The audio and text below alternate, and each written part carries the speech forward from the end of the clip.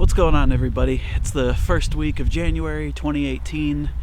It's freaking cold outside. I'm about to freeze to death. Behind me is my 2015 Nissan Leaf that I just bought used a couple months ago.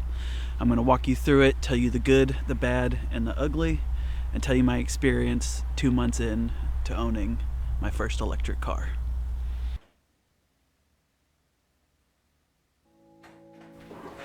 I started developing an interest in EVs in 2015, but I really developed an obsession with them over the last year and a half. I'll talk about the reason for that in another video. Once I started to do my research though, it just made sense. Every day, you plug your car into your house when you get home, and you're charged and ready to go in the morning. Compared to gas, electricity is dirt cheap, and I've seen a huge amount of savings already within 2 months.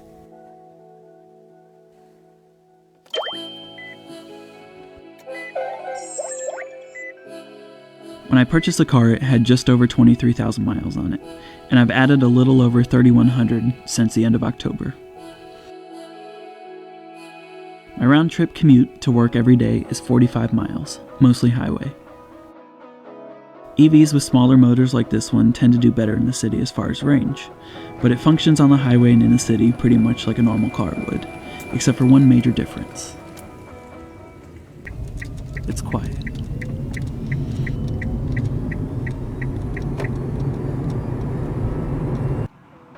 So this is my number one opinion about EVs. If you live in a multi-vehicle household, at least one of your cars should be electric. If you think that sounds bizarre or you're on the fence about it, I'm hoping this series of videos will change your mind. Now let's get to the dirty details about my Leaf.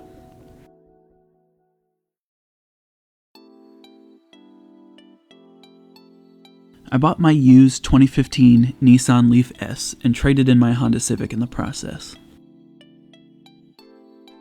I have appropriately named my car Fugs, because let's face it, I didn't buy it for its looks. Oh, and just as a side note, I bought my car from Carvana.com. It was hands down the easiest car buying process I have ever done, and they gave me cool little things like a gift card, keychain, and a sweet cup. Now, Carvana isn't paying me to say any of these things, they were just that awesome. Anyway, my Leaf is the S, the lowest trim level, but it actually has a surprising amount of features. The roofline is really high, giving you tons of headroom, and all the seats are pretty spacious and comfortable.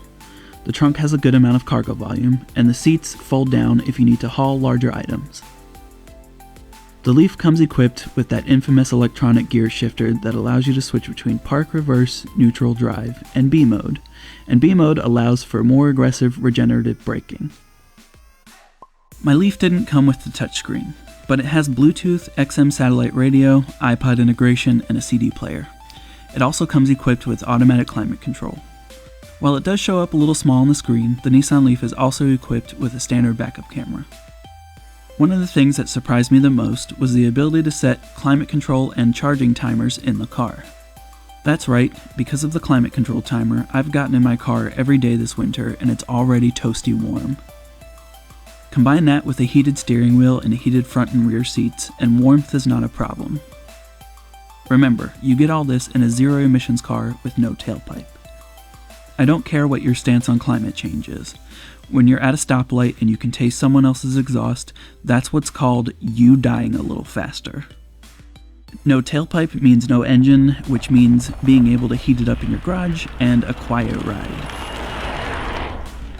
The noise you just heard was actually coming through a speaker, so pedestrians can hear me coming, and the same goes for when I try to run people over in reverse. I didn't realize how quickly I had adapted to driving electric until I drove our CR-V again after a couple weeks.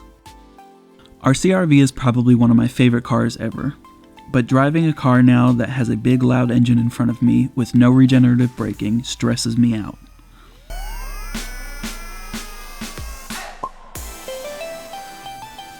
There are so many EV positives that we will get into, and some negatives as well. But if you drive less than 60 miles per day and your family has multiple gas cars, trade one of them in and get a used Nissan Leaf right now. If you can afford to get a more expensive EV with a longer range like a Chevy Bolt or a Tesla, then do it. If you're like me and you just need a commuter car, get a Leaf and put an Elon Musk air freshener in it. It makes it so that you'll barely be able to tell the difference between your Leaf and a Tesla Model X. There's a lot more that we have to talk about, so come back for my next video to see more on cost, range, charging, efficiency, and more.